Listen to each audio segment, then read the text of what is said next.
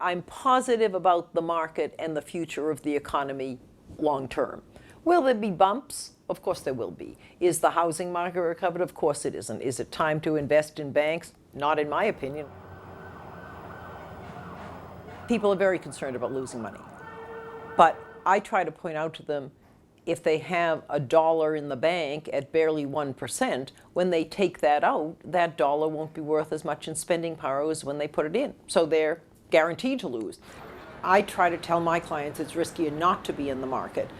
And sometimes that's a difficult conversation if they've lost money in a down market and haven't yet recovered.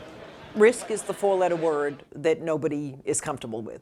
But in my opinion, the risk of investing in fixed income and giving up growth for a long period of time, the risk of that is enormous. I think the bond market in general, and municipal bonds in particular, have quite a few risks. The ratings that we used to believe and think if something was AAA, well, we just wrote a check. We can't do that anymore because we found that the ratings agencies were in bed with the municipal bond issuers and were paying for a high rating. So we just can't believe them. So you absolutely have to look way beyond the ratings.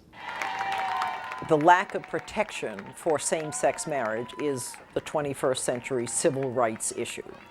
My message to same-sex couples is that even though the federal government doesn't give you any rules about your relationship, you can make your own, and you must and you should, because you will then be allowed to see one another in the hospital, to be able to have joint custody of children, and to leave one another assets, homes, etc. But you have to do it yourself.